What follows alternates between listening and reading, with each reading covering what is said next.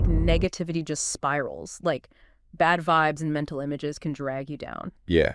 Well, we're diving into a technique that uses mental imagery to break free from that. Okay. And the science behind it is fascinating. It is, yeah. Our sources for this deep dive are all about replacing negative mental images with positive ones. Right. It's like upgrading your mental software. Exactly. But how much do our thoughts really affect us physically? More than you might think. Really? Unguarded minds can absorb negativity like a sponge. But luckily, we have the power to filter what we let in. Okay. It's about recognizing the influence our thoughts have, especially mental pictures.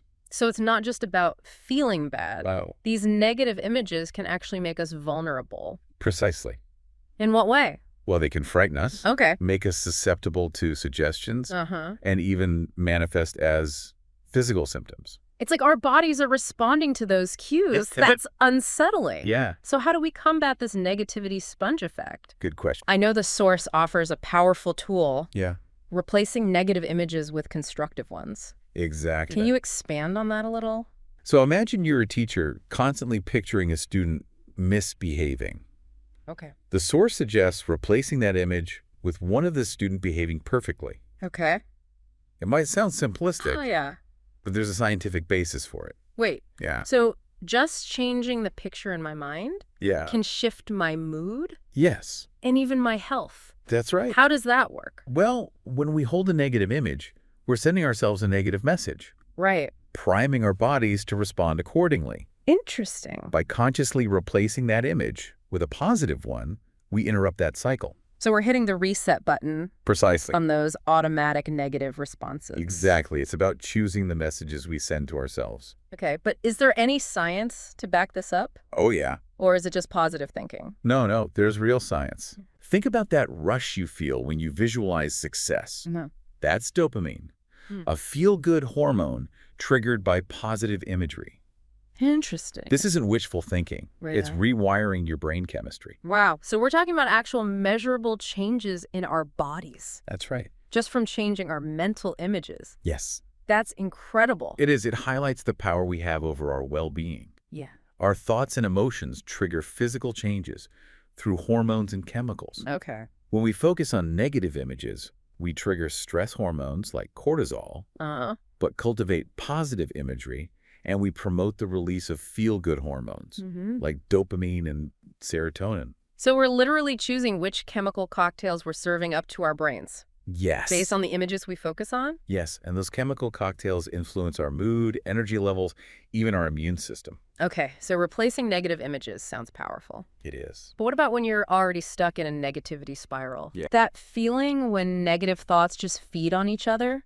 I know what you mean. The source describes this downward spiral where negative thoughts lead to feelings of depression, self-pity, Yes. and ultimately hopelessness. That's right. It's a chillingly accurate description.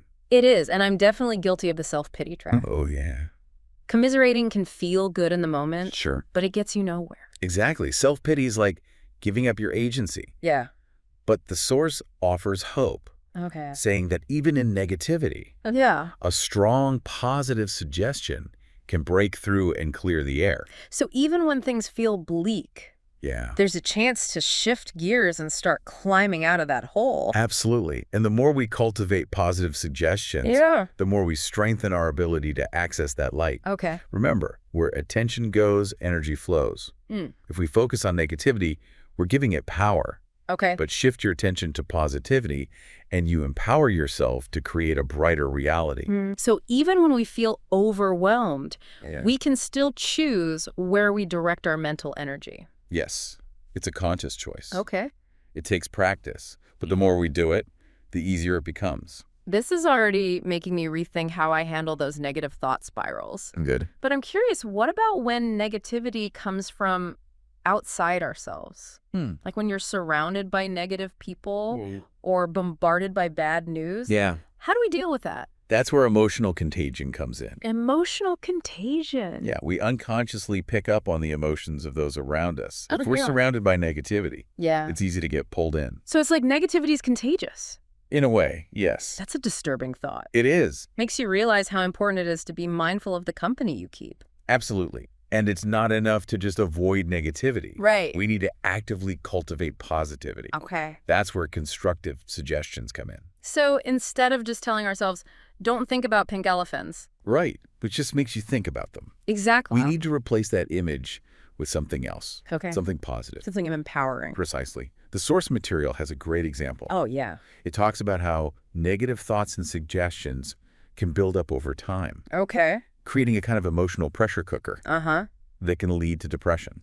And it describes how this can manifest in our lives. Yeah. We lose interest in things we used to enjoy. Right. We withdraw from social connections, and we start feeling hopeless and helpless. Sounds a lot like burnout, doesn't it? It does. But here's the silver lining. Okay. The source also says that in the natural course of things, Yeah. a powerful, positive suggestion can eventually break through and clear the air. So even when we feel completely swamped, Yeah. there's always a possibility for change. Absolutely. It's about reclaiming our power. Okay. We can choose to focus on negativity and let it control us. Right. Or we can choose to cultivate positivity and empower ourselves. That reminds me of a quote I love. Oh, yeah. The mind is everything. What you think, you become. I like that way. It really underscores the importance of choosing our thoughts carefully. It does. But sometimes knowing what to think isn't the issue. Right. It's those persistent mental images that keep popping up. Uninvited, yeah. How do we deal with those? The key is to be vigilant. Okay. As soon as you notice a negative image creeping in, Yeah. consciously replace it with a positive one. So it's like mental judo. Exactly. Using the energy of the negative thought to redirect it towards something positive. I like that analogy. But it makes me wonder, Yeah. Are there any specific types of images that are particularly effective? The source doesn't get into specifics. Okay. But it does emphasize choosing images that resonate with you personally. So it's about finding those images that really light you up, Yeah. that create a sense of possibility and hope. Exactly. And the more you practice this technique, Yeah. the more readily those positive images will come to mind when you need them. It's like building a mental muscle. Exactly. It seems like this whole process is about taking an active role Right. in shaping our mental landscape. Yeah. Instead of being passive recipients of whatever thoughts come our way, we can consciously choose to cultivate a more positive inner world. You've hit the nail on the head. I think so. It's about recognizing that we are not at the mercy of our thoughts and feelings. Right. We have the power to choose. Okay. And that choice impacts our well-being. This is such a powerful concept. It is. It makes you realize that creating a positive reality starts within. It does. But I'm also thinking about the impact this can have on others. In what way? If we're radiating positivity, does that affect the people around us? Absolutely. Our thoughts and emotions have a ripple effect. Okay. When we cultivate positivity within ourselves, it naturally spills over into our interactions. So by working on our own well-being, we're actually contributing to a more positive collective experience. That's right. It's like we're all interconnected. Yes. And our individual choices have the power to influence the whole. Precisely. It's a beautiful and empowering concept. It is. It makes you realize the responsibility we have to cultivate positivity, not just for our own benefit, but for everyone. Right. But I'm also wondering, Yeah. are there any downsides to focusing so intently on positive imagery? That's a good question. Could it lead to a disconnect from reality? Mike? A Pollyannish outlook that ignores the problems in the world? That's an important question. Yeah.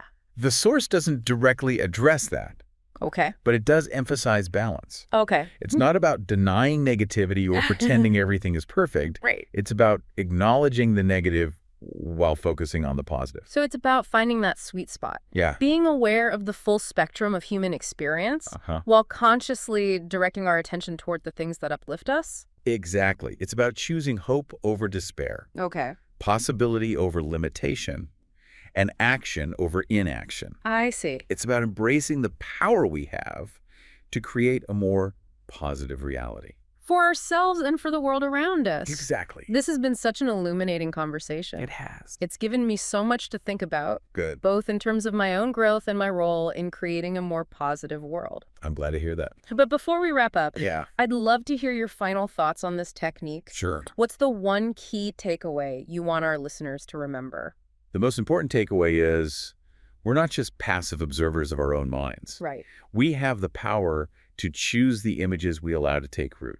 Okay. We can dwell on negativity, or we can cultivate positivity. So true. And that choice shapes our experience. That's an empowering thought. It is. It's not about ignoring the negative, No. but consciously choosing to focus on the positive. Exactly. Any tips for putting this into practice? Because it's one thing to understand the concept. Right. But how do we actually make it a part of our lives? It starts with awareness. Okay. Pay attention to the images that pop into your mind throughout the day. Okay. Notice which ones evoke negative feelings and which ones make you feel good. So it's like taking inventory of our mental landscape. Yeah. Identifying the weeds and the flowers. Exactly. And then consciously choose to nurture the flowers. Okay. When a negative image arises, don't let it linger. Right. Actively replace it with a positive one. So give me an example. It could be something simple. Yeah. Like replacing the image of a cluttered desk with the image of a clean, organized workspace. Or swapping that mental picture of yourself fumbling a presentation with a vision of you confidently delivering it to a standing ovation. Precisely. The key is to make it personal and meaningful.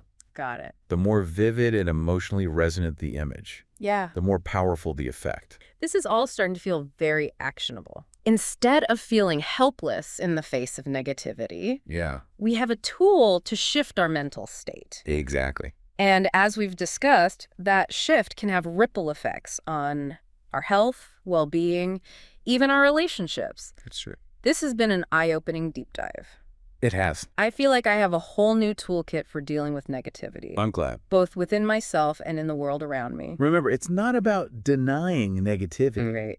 It's about recognizing that we have a choice in how we respond to it. So as we wrap up, I want to leave our listeners with a challenge. Okay. What's one negative image that you're holding on to right now? And what's a positive, constructive image that you can replace it with? Take some time to really envision that positive image. Yeah. Let yourself feel the emotions it evokes. Okay. The more you practice this, the more you'll realize that you have the power to create a brighter reality. This has been such a great conversation. I've learned a lot. Me too. And to our listeners, thanks for joining us on this deep dive. See you next time. Until next time, keep those mental images bright.